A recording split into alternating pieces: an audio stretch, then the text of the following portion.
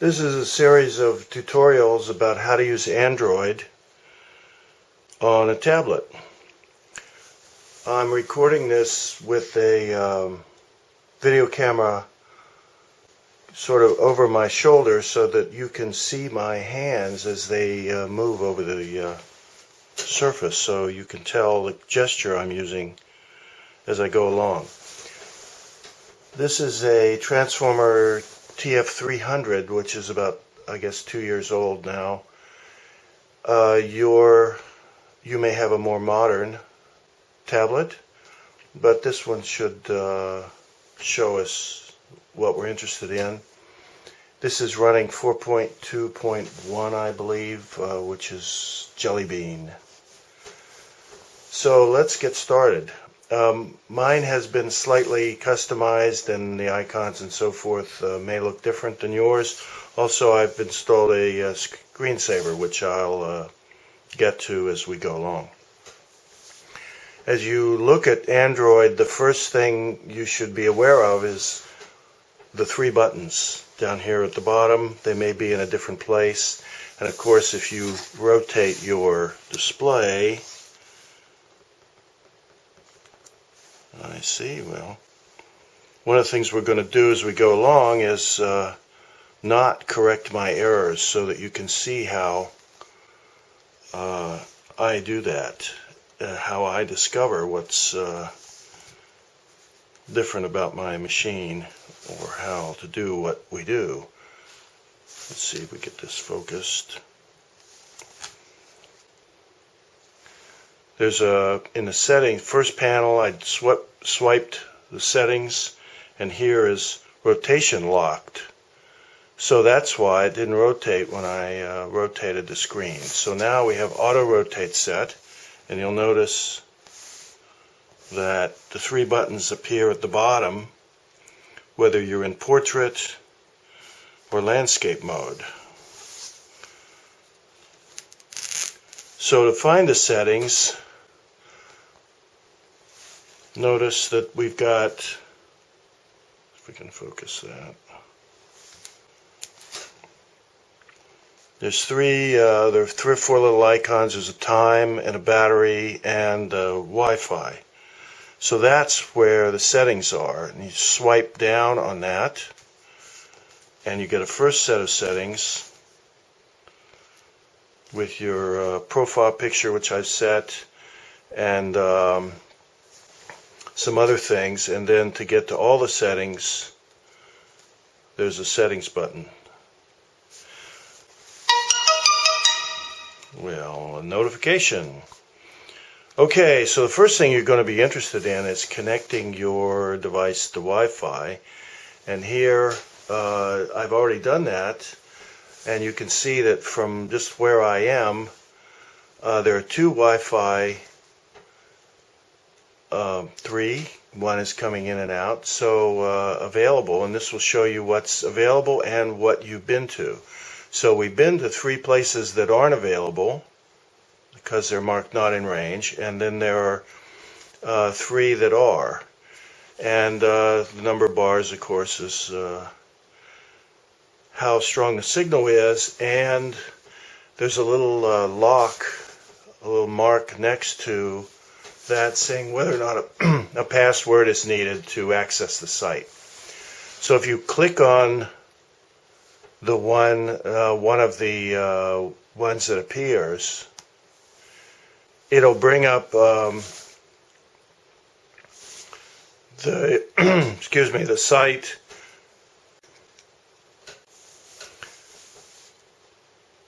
Okay, so you'll notice that there are 3 buttons here on this dialog. Cancel, which just returns you to the list, and if I choose one that isn't connected, I get forget and connect. Okay, so this one I've already entered the key for, so I've been here before. So let's look at one that you're likely to see if you have a brand new site. So what's come up is a dialog and the keyboard. So now you can enter the key that you have for your Wi-Fi connection, and you can show it as you enter it. So we don't want to change our Wi-Fi connection right now, so we can cancel. And if we're already connected, then we get forget and cancel.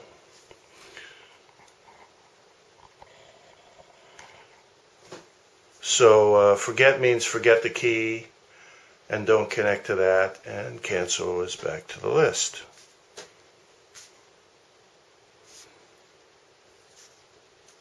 So let's look at some other things here on the settings list.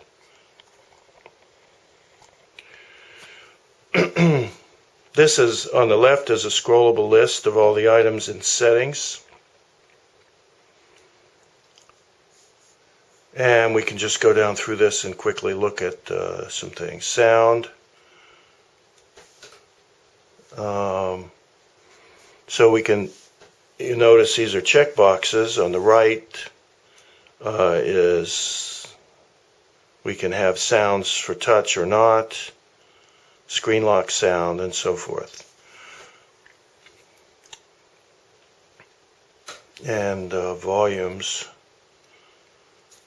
If we click on that, then we get the volumes that are set for things. And you just slide these up and down to adjust them. Notice it's, when I change it, okay. So display, we've got a brightness setting. Sleep after, in this case, after 30 minutes. It's annoying. I set that long because I get annoyed when I look away from the screen and it turns off. Of course, if you set it shorter, your battery life is longer. And you can raise the font size, and then you can set a screensaver and wallpaper. So we'll come back and look at those things later. Here's storage. Excuse me. You'll notice this says 26. I don't know if we can see that. Let's zoom in a little bit. It says 26 megabytes. That's how much you get on a excuse me, on a 32 gigabyte system. You get 26. 24 is available, and so forth. So you see how much has been used by each of the types of data with a little graph here above. Battery.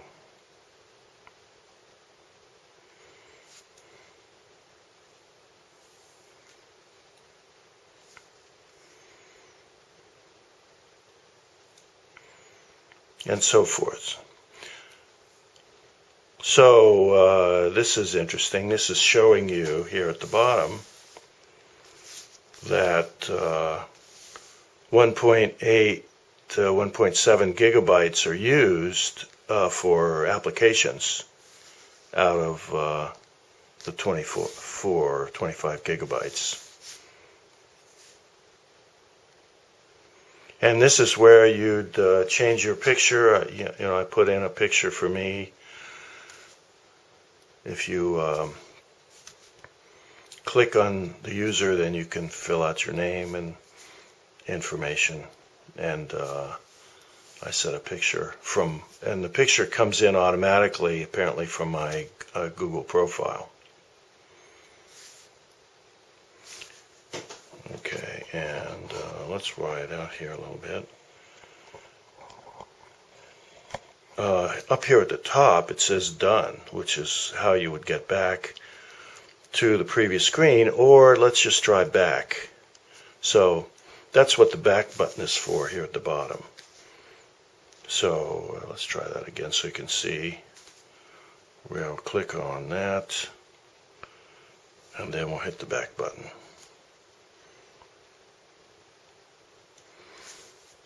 See what else is here that's interesting. So there are two account listings here, one for Google and one for Skype. You're probably going to want to make, if you don't have one, a Google account that will give you access to the Play Store, which is where you get your applications, and an email and the other Google services. And here we have date, time, and that should be set to automatically update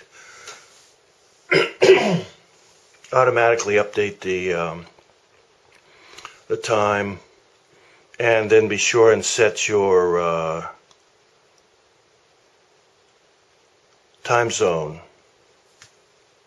and that will keep the time automatic. Sometime if you get a brand new tablet, it may be set to China time or something, and or GMT, which is in England, of course. So just set your time zone and whether or not you want to use 24-hour format. And you can set a date format so you see the dates that you, in the way that you want to see them. I'm not going to talk about accessibility now. We may come back and talk about that later. Here's where you find out what version you're running. And also to see if your provider, whoever it is, whether it's Asus or Samsung, has a new update for your system. And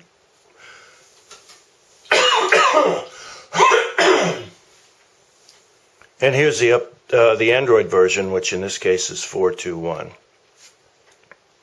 Normally you don't need to know these things unless a support question comes up. Okay, so that's an overview of the settings. So now the question is, how do we run some applications? Probably one of the first applications you're going to want to run, well, let's talk about this interface first. You notice I'm swiping left and right and I'm seeing different things.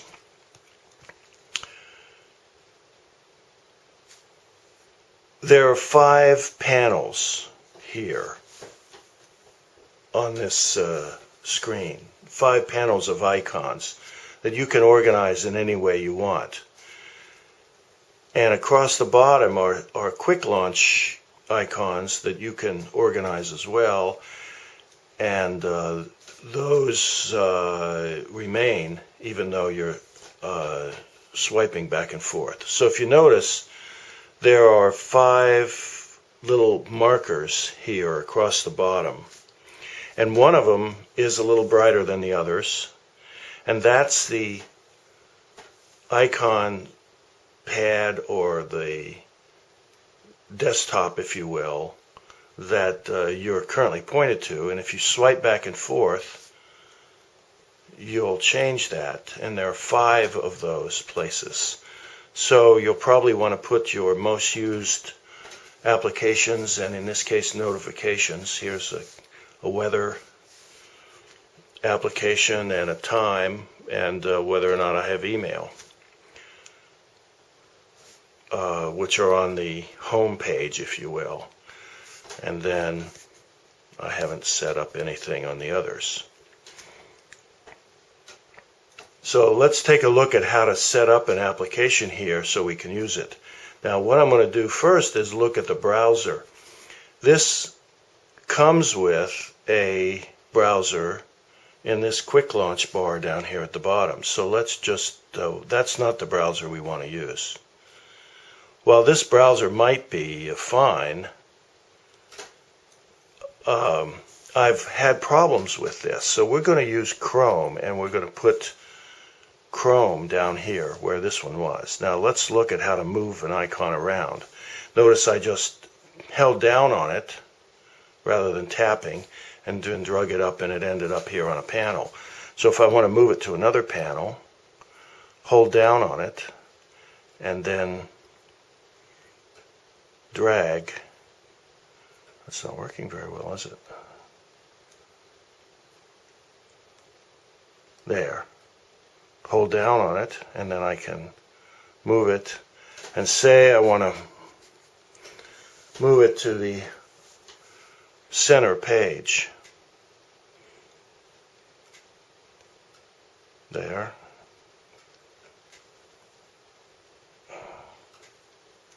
Where'd it go? Okay, so here it went.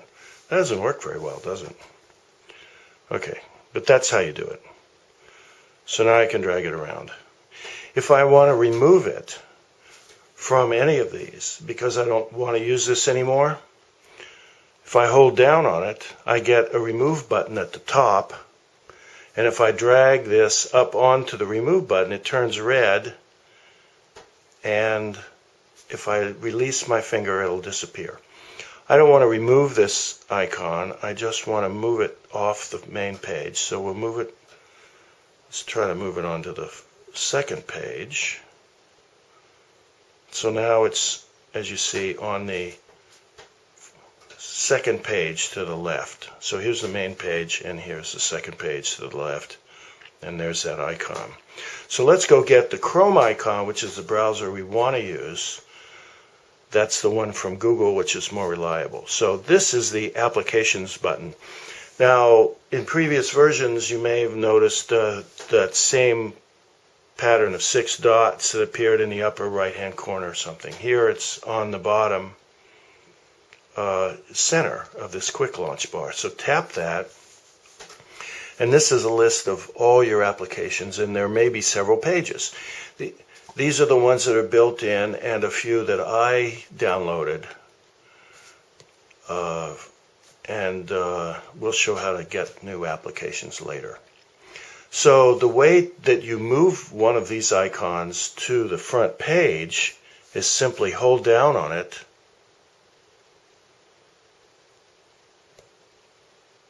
and it then brings you to the page, and you can organize. Those things are jumping out of the way. We don't want to choose a wallpaper. Okay, so just tap off of that dialog. Here's our Chrome application. Let's hold down on it again and move it down here to this quick launch bar. Now if you stack things up here on the quick launch bar or on the desktop, they'll make a folder. So if I want to put two things in the same place, I've now made a folder with those two application launchers inside. Let's zoom in a little bit.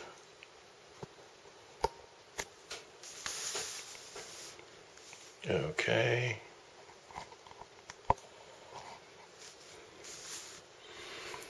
So you notice that's stacked up there. If I want to unstack it, I press down on it, click on it, and it comes up. And now I want to drag Chrome out of there by pressing and dragging. And now I can drag Chrome down from press again and hold, and then drag it down here beside the YouTube icon rather than on top of it. Okay.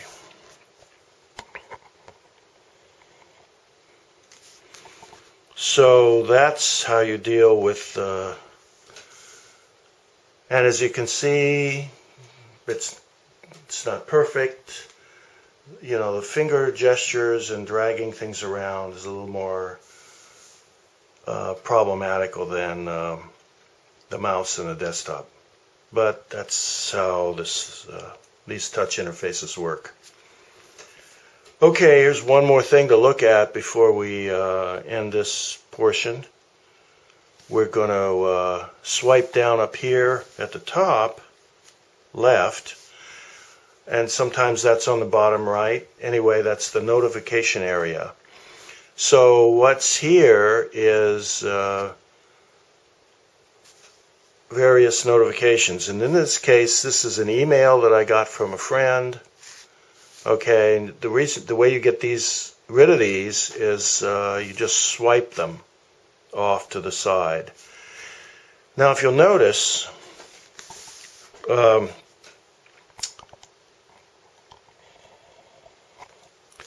there's one here that you shouldn't just swipe away. One says, well, we've updated 6 applications. Okay, that's just letting you know that, okay, those were automatically updated. But here it says one update needs approval, which means that it's waiting. Okay, well, I clicked it and now that did it. Or something happened. Okay, fine. We're updating Adobe Reader. This is one of the things you're going to find. Sometimes when you connect your device, when it's been away from Wi-Fi, it takes up a lot of time and a lot of your bandwidth just updating apps, because they want to do that. So you may want to turn app updates off whenever you get the chance, and do them manually. You need to do them, but it's kind of annoying sometimes when your bandwidth is all chewed up by app updates. Let's see what's happening here. It's updating apps automatically.